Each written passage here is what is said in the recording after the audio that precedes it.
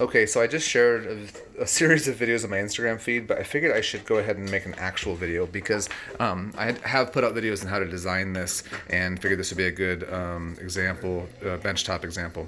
So this is a Gothic arch tracing setup that I designed using Blue Sky Plan to design a lower custom tray, basically, and an upper custom tray that we're going to do an implant full arch pickup.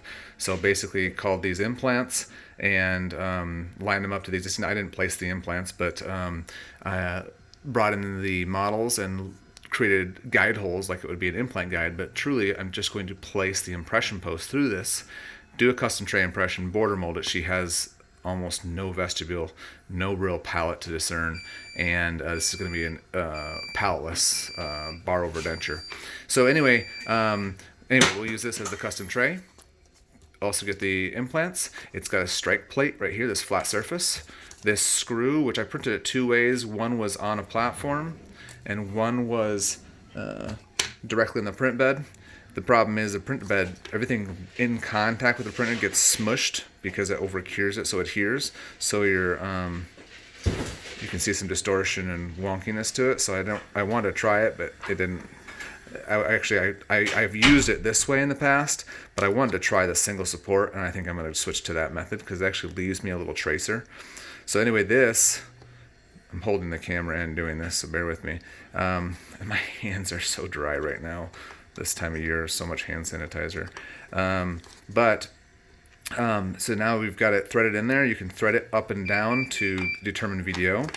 Then once this is done, we can basically have the patient slide back and forth to determine their excursive, protrusive movements, and wherever they come back, it'll create an arrow.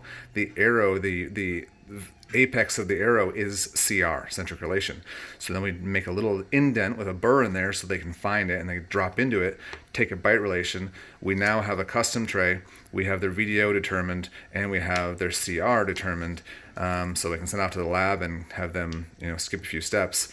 Not skip a few steps, but collectively have finished a couple steps all in one process. So, and this is just, she has existing lower dentition. So in other videos I've shown how to make it so this is, you can separate it so that you can make a custom tray in the lower as well and then have this pop in and out. But since I'm not doing that on this, I'll just pop it on. If it's loose at all, I'll take some light bodied to make it set on more securely, but if it just locks on, then I won't even bother with that. So anyway, hopefully this clears up how to use this. I'm thinking in my mind right now as I'm recording, is there anything I've left out? Moral of the story is you've got the lower with this screw nut, if you will, in it. You print this. I would print it like this on one support. I did make it the thickest support possible. Not that it's necessary, but I felt it was probably the wisest. And then also put the strike plate in the upper component. Get the custom tray. When that's done, determine VDO, figure out CR, and that's a wrap. All right, thanks so much.